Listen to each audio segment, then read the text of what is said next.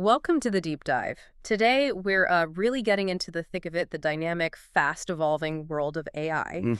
We've pulled together a whole stack of sources from August 16th, 2025, articles, research, expert notes, you name it, all geared towards cutting through the noise. Yeah, there's a lot of noise out there. Exactly. So our mission today, pinpoint the crucial insights, connect those dots, and give you a clear human read on what's genuinely changing how we build, govern, and use these advanced AI systems. Right. We want you walking away with some real aha moments. And that's really the value here. What makes this collection, this deep dive, so powerful is how it frames everything together. How so? Well, it doesn't just look at models over here, chips over there, laws somewhere else. It sees them as one single interconnected system because they are. Okay. You'll see pretty quickly how a change in one area just ripples through and affects everything else. Okay, let's jump right in then. How are the core AI models themselves evolving? They seem to be getting smarter, more tailored. It starts, I guess, with OpenAI's GPT-5 becoming the default in ChatGPT. That sounds like more than just a version bump. Oh, it is. It's a pretty significant shift. This is a smarter system, fundamentally. It actually knows when to think deeply and when to just give a quick response. So it decides for itself. Kind of, yeah. The core idea is auto-routing. GPT-5 figures out if you need a fast answer for quick facts, simple stuff, or if it needs to engage its thinking mode for deeper reasoning, more complex requests. Interesting. And you still have control. If you're on a paid plan, absolutely. Right. You get granular control. You can manually pick fast for speed, thinking for that heavier synthesis, and there's even a pro mode for really intensive research-grade work. Wow, that changes things, doesn't it? Not just speed, but how you even think about using the AI. What does pro or thinking really unlock compared to before? Is it a whole new workflow? Absolutely. Think about the context windows. They're enormous now. How big are we talking? Up to 128K tokens for fast on pro enterprise plans, and a hefty 196K for thinking across all the paid tiers. 196,000 tokens. Yeah. It means the AI can hold on to and process vastly more information from your chat or documents. It's less like just asking a question and getting an answer, and more like having a proper thinking partner. It can do complex synthesis without forgetting what you talked about 5 minutes ago. And the tools are still there. Web search, files. Yep, all the familiar tools are still supported. Web search, file analysis, images, canvas, memory. So for you, the listener, day-to-day stuff just feels snappier. Right. And those really tough multi-step problems, you've got way more headroom. It really shifts expectations. Okay, that makes a lot of sense. So OpenAI is pushing this adaptive intelligent memory. How are others like Anthropic with Claude or Google with Gemini handling this, that balance between memory and user control, privacy? That's a great question, and they're taking slightly different paths. Anthropic's Claude is adding opt-in chat memory. Very simple, very privacy-focused. Opt-ins, you have to turn it on. Exactly. You flip a setting. Then, on demand, you can ask Claude to search your history, maybe summarize something, or offer to pick up where you left off. But it's not always watching. No, that's the key. No always-on personal profile by default. Memory only kicks in when you ask it to, and importantly, it respects project or workspace boundaries. Keeps things contained. That sounds very deliberate, like a conscious choice. What's the thinking there, especially for businesses or regulated fields? It's what the source calls a deliberate middle path. You trade maybe a little bit of convenience, that always-on feel, Right. for a much clearer user control. And enterprises, engineers, analysts, compliance folks, they often really prefer that. Continuity when you need it, but gone by default. Easier for privacy, easier for managing sensitive info. Okay. And Google Gemini, also playing in this memory space, but maybe leaning more towards personalization. Exactly. Gemini's approach tries to give you both personalization and a safety net. There's a new personal context setting, lets Gemini learn your preferences across sessions. But you can switch it off. Anytime. And for those really sensitive things or just one-off questions, they've added temporary chats. Like incognito mode. Pretty much, yeah. Yeah. An incognito-style space, doesn't shape future answers, doesn't show up in your recent activity, expires quickly. Plus, they make controls for uploads, audio screen sharing easier to find with safer defaults. That balance continuity when you want it, but a kill switch for privacy that sounds incredibly useful. Is that the direction things are heading? I think so. Yeah. It lets you keep things going across devices for, say, writing projects or managing tasks, but gives you that clean slate when needed. It combines the utility with governance that teams can actually adopt. It shows this growing understanding that trust and control are just non-negotiable now. And while we're on models, it's not all about these huge ones, is it? There's this buzz around smaller specialized models like Google's Gemma 3270M. Why are these tiny specialists suddenly winning on device? It's all about efficiency and focus. Gemma 3270M is tiny, like small enough to run well on your phone, in your browser. Really, on the phone itself. Yeah. But it's still surprisingly sharp at following instructions, structuring text. Technically, it splits its capacity, big vocabulary, but lean transformer blocks. Helps with rare words after fine-tuning. Okay. And crucially, it uses something called quantization-aware training. Supports INT4 runs. INT4 runs. Break that down for me. What does that mean for my phone battery, for example? Great question. INT4 basically means it uses much less precision, so way less power and energy, but keeps the quality high. Google says minimal battery hit on a Pixel 9 Pro. Wow. So for development teams, this means you can create these little specialized experts for high-volume specific jobs. Like think extracting names from text, checking policy compliance, routing support tickets. And it stays on the device. Exactly. Keeps data local, cuts latency, saves a ton on cloud costs. It's this quiet revolution showing that sometimes specialized in small beats, big in general, makes local AI really practical. What's truly fascinating now is seeing how AI is moving beyond just, chatbots and digital helpers. It's solving really tough, real-world problems, driving actual breakthroughs. Yeah. We're seeing it everywhere: drug discovery, public safety, industry. It's genuinely mind-blowing sometimes. Like MIT using generative AI to design totally new antibiotics. And they worked in mice. That sounds like sci-fi. It really does, but it's happening.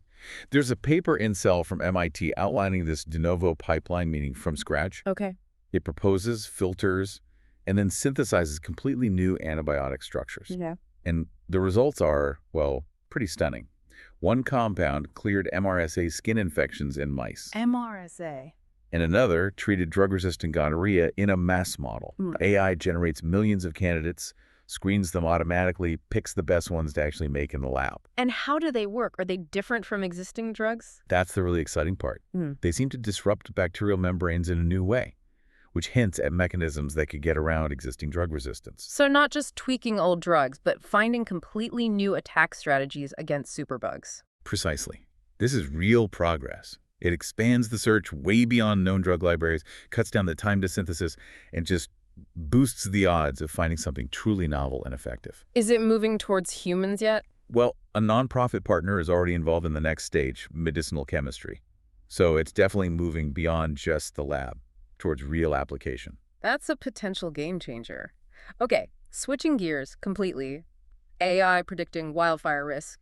In places like Gangwon, South Korea, with reasons you can trust, how does that even work? Yeah, this is a fantastic example of practical AI. A study in Scientific Reports details these daily ignition forecasts right down to the city and county level in Gangwon. Daily forecasts.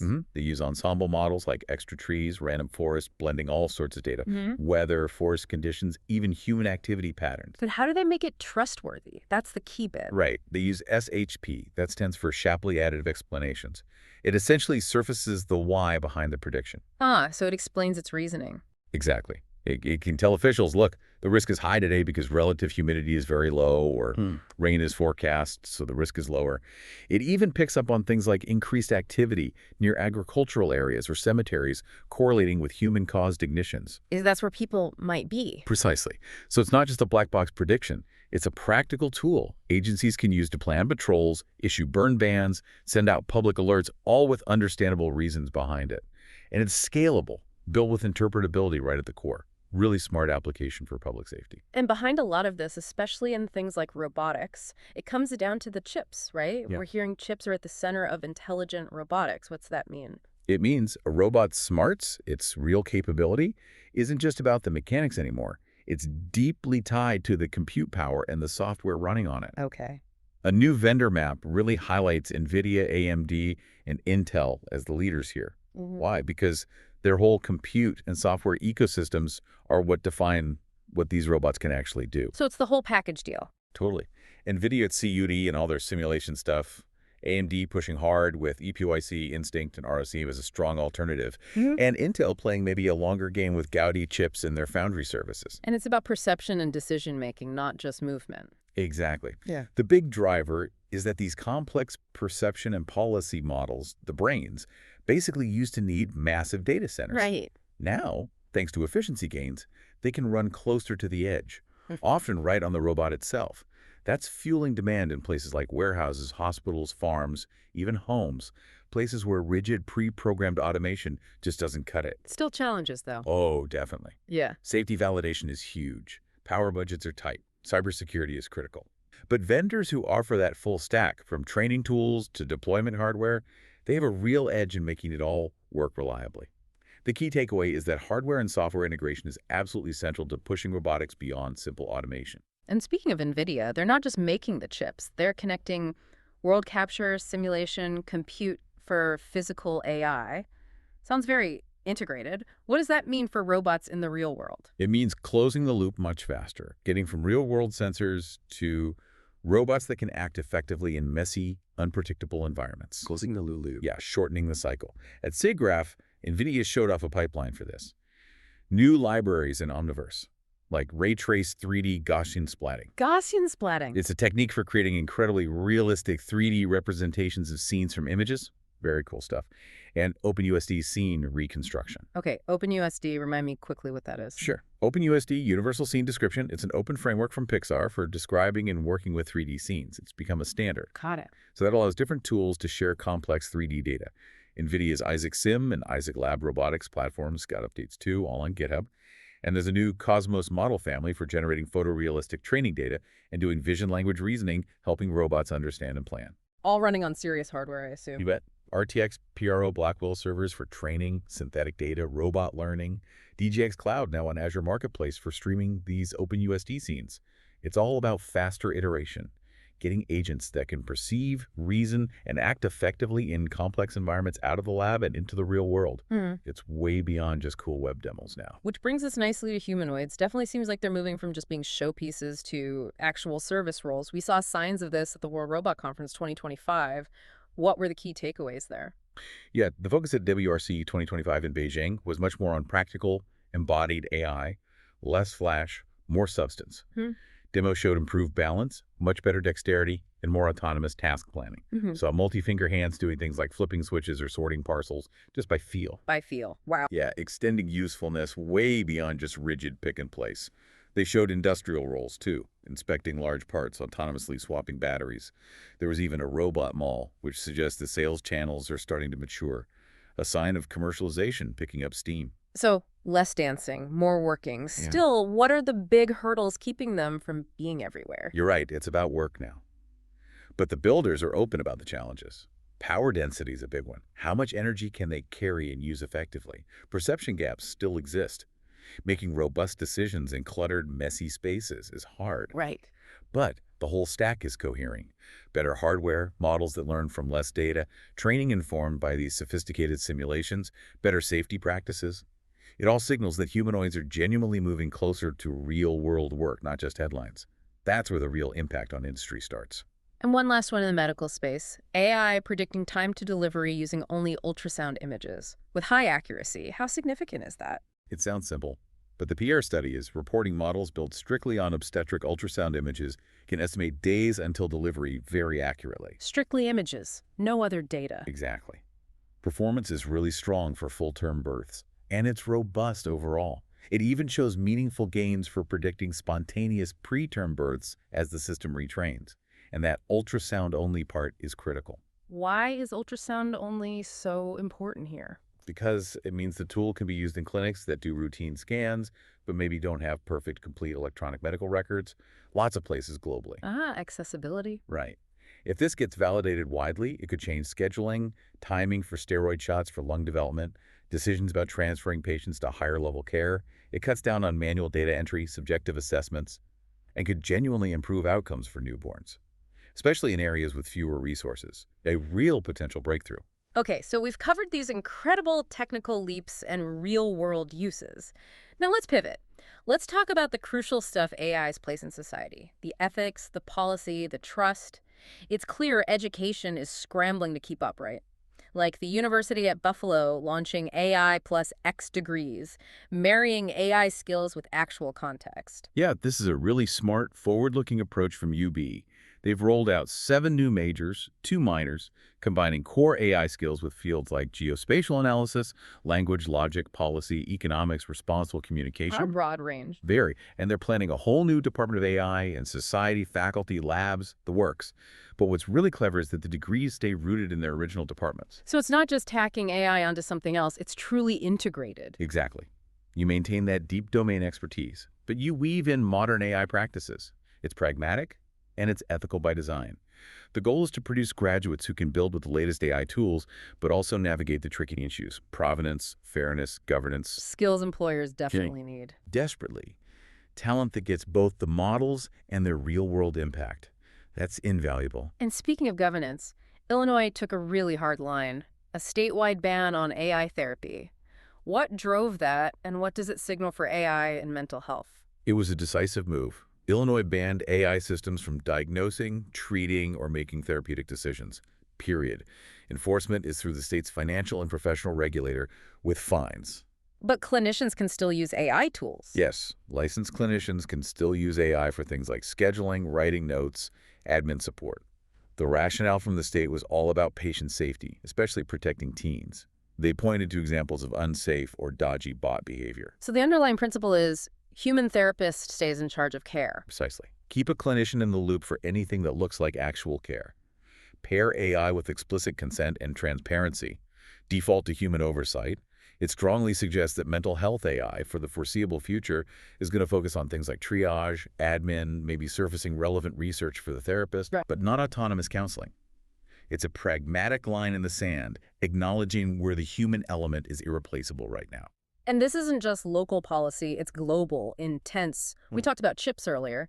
There's this proposed 15% chip revenue plan for sales to China, kicking up all sorts of legal and security fights. Can you unpack that? Yeah, this is a really complex knot of tech, economics, and geopolitics. The proposal is for the White House to let Nvidia and AMD sell certain reduced capability AI chips in China, parts, like Nvidia's H20. Okay. In return, 15% of the revenue from those specific sales, potentially billions, would go to the U.S. government. Controversial. Very. Critics immediately jumped on the constitutionality. Does it violate the export tax clause? Yeah. Others warned about turning export controls into basically a revenue generator. And then the national security questions. Like what? Like, how do you ensure compliance? How do you audit this? What precedent does it set? How will allies react? It's messy. A real tightrope walk, trying to exert influence but risking blowback. Exactly that. It shows this incredibly complex interplay, trying to influence China's AI development, but facing significant legal risks, and maybe even giving China more incentive to speed up their own domestic chip production. A high-stakes game for sure. And amidst all this policy wrangling, you have pioneers like Jeffrey Hinton asking fundamental questions, arguing AI alignment isn't just about control, it's about teaching AI to actually care. That sounds almost philosophical. It is deeply philosophical, but Hinton argues it has critical practical implications for long-term AI safety. His point is, just trying to make future super AIs submissive probably won't work if they genuinely outthink us. Right. So he's urging research into building intrinsic pro-social preferences, basically a moral core, a sense of care, right into these advanced agents. So they choose to protect humanity. He's quite blunt about seeing a non-trivial extinction risk and has shortened his own timeline for HEI. So it's about their motivation, not just their constraints. That's the core claim. Control might fail under pressure. Their fundamental motivation needs to align with human well-being. Now, other leaders have different takes, focusing on human-centered design, preserving our agency, building collaborative relationships, robust safeguards against deception. Sure. But Hinton's argument really sets out a clear, if incredibly difficult, research agenda. How do we study and build preference learning, value formation, social reasoning, long-term stability, especially under pressure? It's a roadmap for some really critical AI safety work. Okay, shifting back to platforms, YouTube's testing AI for age checks sounds like a classic safety versus privacy balancing act. How's it work? Yeah, YouTube started a test in the US. It tries to estimate if logged-in viewers are under 18 based purely on their usage patterns, how they watch, what they watch, etc. Not based on what age they say they are. Nope, ignores self-reported birthdays. If the AI flags someone as potentially under 18, then teen protections kick in, automatically stricter privacy defaults, limits on certain recommendations. Can you appeal if it gets it wrong? Yes, users can appeal with a government ID, a credit card, or even a selfie video. And you can still watch without an account, but you'll hit content gates for mature stuff. So the upside is less need to collect documents upfront, which feels better for privacy. What are the downsides? The trade-offs? Well, AI estimation isn't perfect. It can make mistakes. Families share accounts, right? Users might even change their behavior to try and trick the system. So the success really hinges on how well it's calibrated, how clear the messaging is, and how quickly they can fix errors. And other platforms might follow. If it works, if it balances teen safety reasonably well without massive documentation burdens, yeah, you could definitely see other platforms trying similar AI-based approaches. It's a response to growing legal pressure for better age verification. And speaking of platform responsibility, there was that disturbing Reuters report about Meta's internal rules, apparently allowing sensual chats with minors at one point, before they were rewritten. What's the big lesson there? Yeah, that was deeply troubling. Reuters got hold of this internal meta policy, over 200 pages, that reportedly greenlit things like romantic or sensual chats with minors, inaccurate health claims as long as there was a disclaimer, even some offensive speech. Wow. Meta confirmed the document existed, said they removed the problematic parts after Reuters asked about them, and admitted enforcement had been inconsistent. The political reaction was immediate and harsh calls for investigations, stricter guardrails for kids online. The lesson seems pretty straightforward. It is. It's blunt. Any kind of romantic or suggestive interaction between an AI and a minor has to be completely off limits, categorically, full stop. And beyond that, outputs about health or legal topics need super conservative design, tight grounding in facts. Platforms need age assurance paired with clear disclosures, bias audits, quick ways to roll back problems, public documentation, all to prevent foreseeable harm, especially to kids and other vulnerable groups. It just underscores the immense responsibility these platforms have. Okay, so if we connect all these threads, AI is just fundamentally reshaping the entire digital landscape, how we find information, how we learn, how businesses operate online. Let's start with search. Hearing this term GEO is beating traditional SEO now. Yeah, we all know SEO, search engine optimization. What on earth is GEO, and why is it taking over? GEO stands for Generative Engine Optimization. It's the new game because search isn't just about those 10 blue links anymore. It's shifting fast towards answer engines. Answer engines, like ChatGPT, Perplexity. Exactly. AIs that synthesize information and give you the answer directly. So how do you win visibility there? The playbook seems to have three main parts. Okay, lay them out. 1. Track the prompts people are using on the big AI platforms, ChatGPT, Perplexity, Gemini. Then work to shape the sources those models cite. There are tools popping up now that map which pages get quoted and where the gaps are in your own content. So step 1 is become the source the AI trusts, in quotes. Makes sense. What's 2? 2 is basically digital PR aimed at the LLMs. Getting mentions, quotes, links on high-authority websites really tends to echo strongly in AI answers. So build assets that are easy to, quote, get them placed diversely. Okay. And 3? 3 is creating long-tail, LLM-tuned content. That means really crisp, credible articles or pages that answer very specific questions cleanly and directly. That kind of content wins both in classic search and as fodder for AI answers. Seems logical. But big caveat, you have to do this ethically. Aim for durable trust. Because just gaming the answer engines could easily warp results and backfire badly. But yeah, it's a massive strategic shift. Probably going to completely change digital traffic patterns.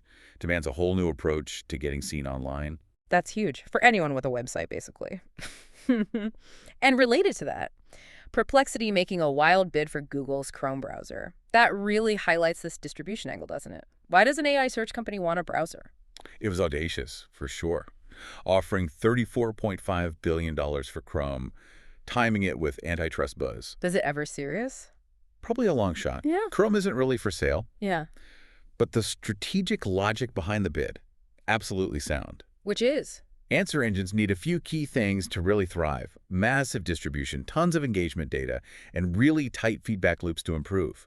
Owning a browser like Chrome, that gives you all three. You could embed AI help right into the browser UI, you get consented user signals so people click on, find useful to improve your rankings and safety, and you could open up totally new ad or commerce models built around providing answers, not just links. Controlling the pipes, essentially. Pretty much. Yeah. So even though that sale won't happen, expect to see way more aggressive moves pursuing the same goal.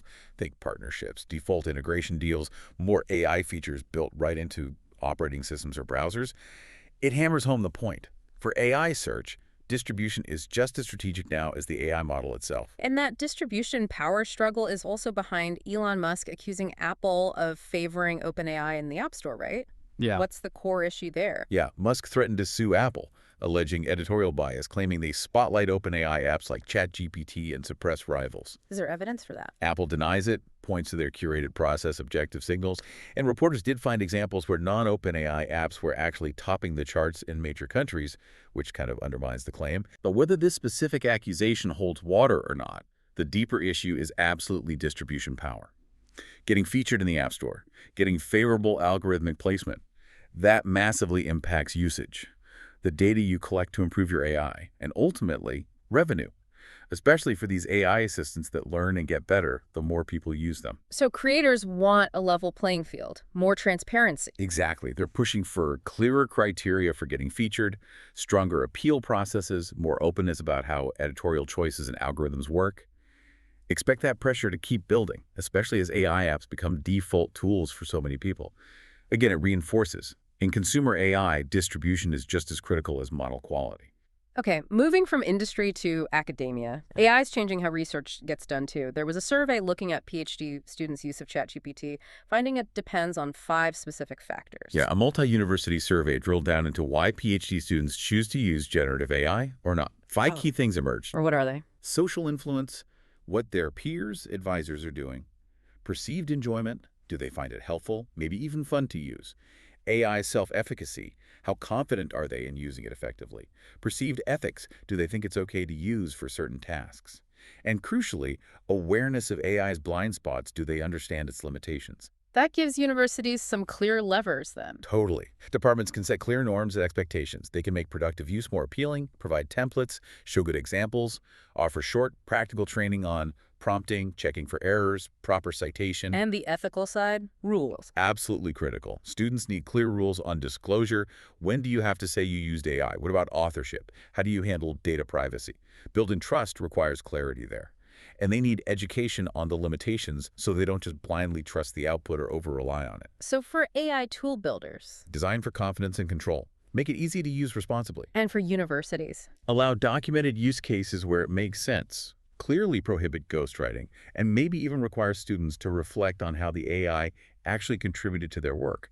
It's about fostering responsible use, making sure the next generation of researchers gets the power and the pitfalls. Okay, let's geek out a bit. Let's go under the hood at some of the technical breakthroughs. First up, AI for deep time, fossils, evolution, and fair compute. Seems like an odd mix. It sounds odd, but it's actually a fantastic application area. There's a perspective piece in Nature Reviews mapping out how AI is genuinely accelerating paleontology. How? Computer vision models can segment fossils, classify them from photos or CT scans, compressing what used to take months of painstaking manual curation into weeks. Process-aware models are improving estimates of biodiversity over time, and importantly, helping spot potential errors or biases in the data. But the fossil record isn't perfect, right? Lots of gaps, biases. Exactly. That's a huge limitation. Uneven preservation, biased collecting habits by researchers over centuries, models that just crunch the data without understanding the geology or the collecting history.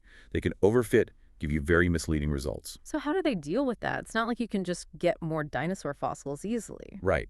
The solutions involve things like theory-informed machine learning, building geological knowledge into the models, robust uncertainty reporting, being honest about what the model doesn't know. Open benchmarks and shared code are also crucial for validation. And the fair compute angle. That's about equity. The piece highlights how vital it is to develop lighter models, pool resources, have open data policies. Why? To make sure researchers globally, especially those without access to massive supercomputers, can actually participate and use these tools. It's about good science and building a more inclusive research community, making powerful tools accessible to everyone. That's a really important point. Okay, shifting to the core of training these giant models. Yeah. Microsoft's Dion Optimizer, bringing orthonormal updates to frontier scale. Sounds very technical. What's the impact? It is very technical, but potentially a really big deal for large-scale AI efficiency. So the basic idea builds on earlier work, like an optimizer called Muon, which showed that doing orthonormal updates during training could be more efficient. But Muon didn't scale well to truly massive models. And Dion fixes that. That's the claim. Dion takes that core mathematical concept but makes it friendly for distributed training across huge clusters of GPUs. It does this clever thing where it only orthonormalizes the most dominant directions of each update, uses some smart math tricks like amortized power iteration and the QR step, folds the rest into momentum with error feedback. Okay, distributed friendly. For someone not building these models, what does that practically mean? Why is